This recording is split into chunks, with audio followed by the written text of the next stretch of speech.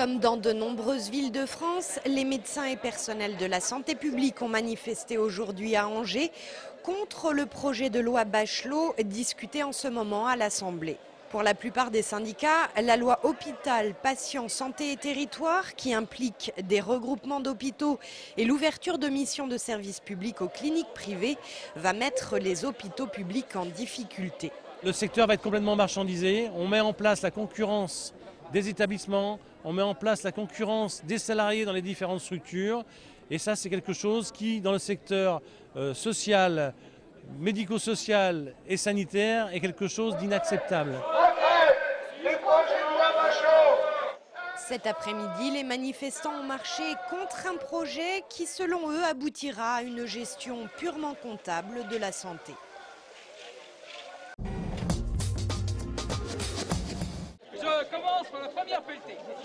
Des enseignants et des élèves de l'UFM d'Angers ont manifesté cet après-midi leur mécontentement d'une manière quelque peu originale.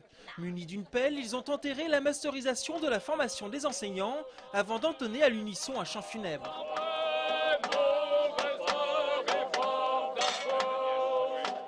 Quelques minutes plus tard, ce sont 200 étudiants de l'université d'Angers qui ont rejoint le mouvement de contestation contre la réforme d'Arcos.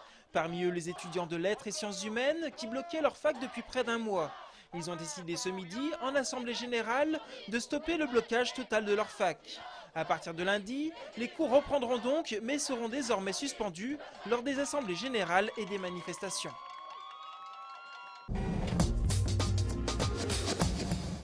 François Chérec, le patron de la CFDT, était aujourd'hui à Angers.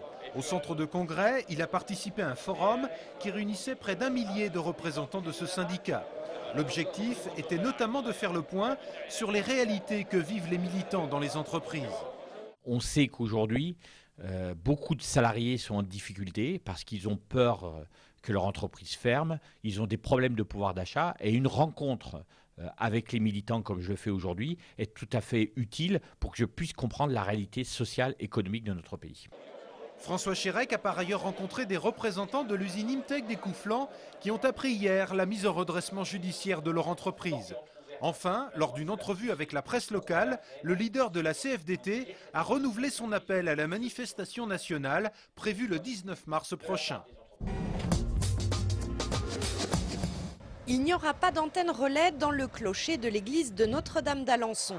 Un juge du tribunal de grande instance d'Angers a donné raison ce matin aux riverains qui s'opposaient à l'installation d'une antenne de téléphonie mobile Orange sur la commune, invoquant le principe de précaution.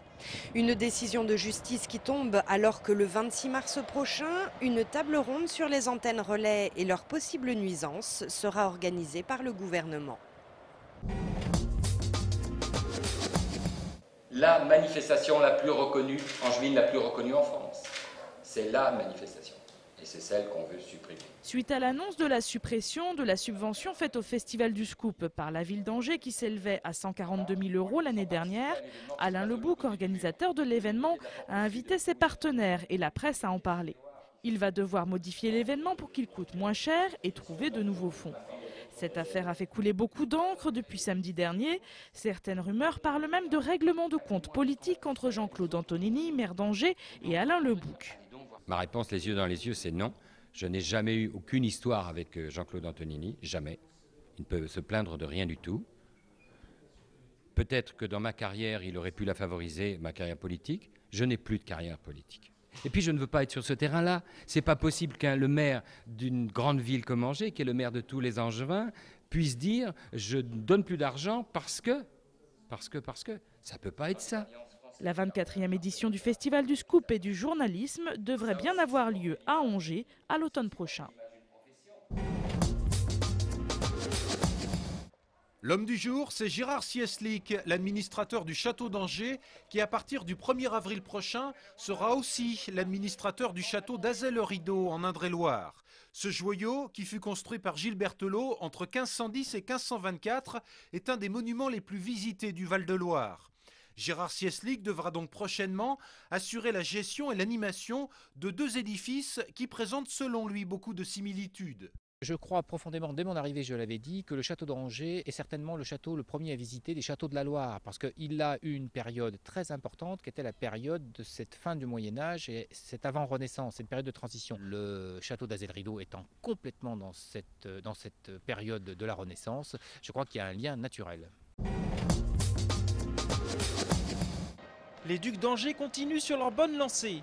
Après avoir infligé un 8-2 à l'équipe d'Amiens mardi, hier soir, les hockeyeurs angevins se sont encore imposés contre ces mêmes Amiénois. Dans ce deuxième match des quarts de finale des playoffs, les Ducs l'ont emporté 3-1 à la patinoire du Haras. C'est donc avec un bon avantage que les Angevins sont partis cet après-midi en terre picarde. Il suffit désormais aux Ducs de ramener une victoire d'Amiens pour obtenir leur billet pour les demi-finales.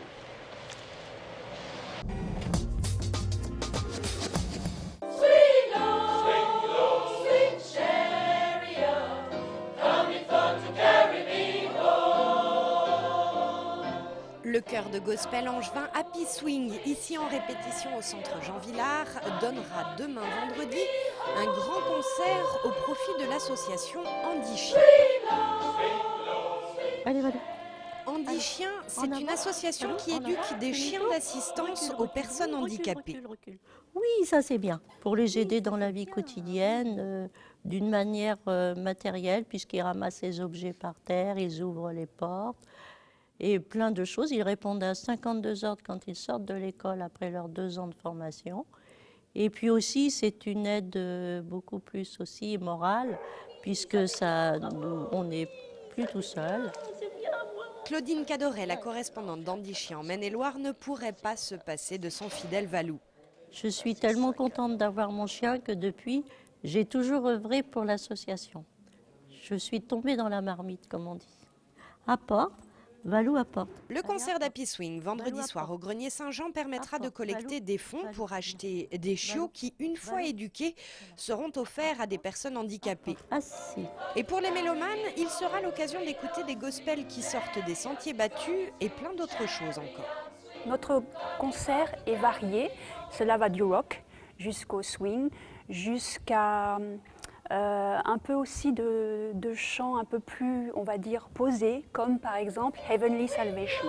Tout cela à découvrir vendredi soir dès 20h30 au Grenier Saint-Jean à Angers. Entrée à 10 €.